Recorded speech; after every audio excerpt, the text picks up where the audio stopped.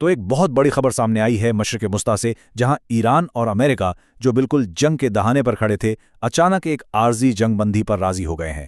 اب سوال یہ ہے کہ یہ سب ہوا کیسے؟ آئیے ذرا اس کی تفصیلات میں چلتے ہیں۔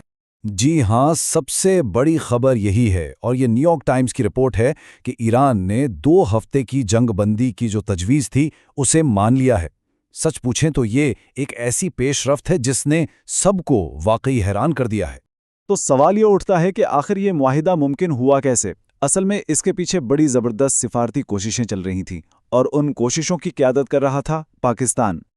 اور نیو یارک ٹائمز کی رپورٹ اس بات کی تصدیق کرتی ہے کہ پاکستان کی یہ جو کوششیں تھیں وہ آخرکار رنگ لائیں۔ پہلے امریکہ مانا، اور پھر اس کے بعد ایران نے بھی اس تجویز کو قبول کر لیا۔ یہ کہہ لیں کہ دونوں طرف سے کشیدگی کم کرنے کا ایک بہت واضح اشارہ ہے۔ اچھا، اس پورے معاہدے کو ٹھیک سے سمجھنے کے لیے یہ دیکھنا بہت ضروری ہے کہ اس میں کون کون سے ممالک شامل تھے، یعنی اصل کھلاڑی کون تھے۔ چلیں ایک نظر ڈالتے ہیں ان اہم کرداروں پر۔ تو کل ملا کر 4 ممالک تھے اس سارے معاملے میں۔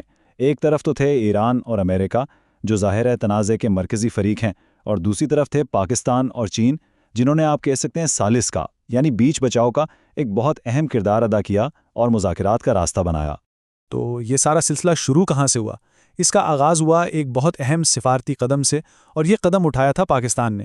انہوں نے ایک باقاعدہ تجویز پیش کی، اور اسی تجویز نے اس مشکل صورتحال میں بات چیت کا دروازہ کھول دیا۔ دیکھیں، پاکستان کا جو طریقہ کار تھا وہ بڑا متوازن تھا۔ انہوں نے ایسا نہیں کیا کہ صرف ایک فریق سے بات کی ہو۔ وزیراعظم شہباز شریف نے سیدھا امریکہ اور ایران دونوں سے درخواست کی۔ اس سے صاف ظاہر ہوتا ہے کہ یہ کوشش کسی ایک کو فائدہ پہنچانے کی نہیں، بلکہ ایک مکمل حل نکالنے کی تھی۔ تو اب آتے ہیں اصل بات پر۔ اس معاہدے کی شرائط کیا تھیں؟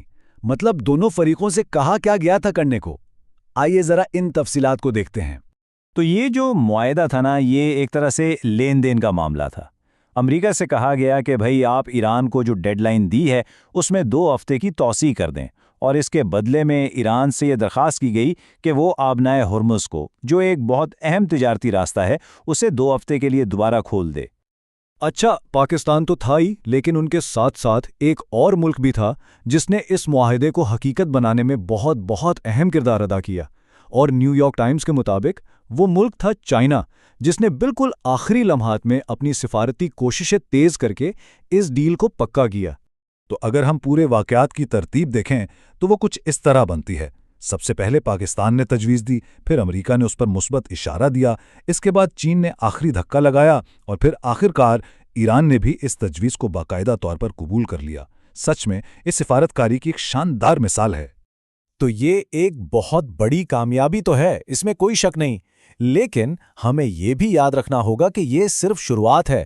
اصل سوال تو اب یہ ہے کہ یہ جو 2 ہفتوں کی عارضی جنگ بندی ہوئی ہے، اس کا خطے کے مستقبل پر آخر اثر کیا ہوگا؟ جی ہاں، صرف 2 ہفتے۔ یہ مدت ہمیں بار بار یاد دلاتی ہے کہ یہ امن کتنا نازک اور عارضی ہے۔ یہ بس ایک چھوٹی سی مہلت ہے، ایک موقع ہے کہ مزید بات چیت کی جائے اور کوئی مستقل حل نکالا جائے۔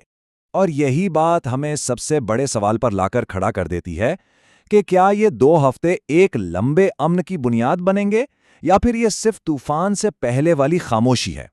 اس کا جواب تو خیر آنے والا وقت ہی بتائے گا۔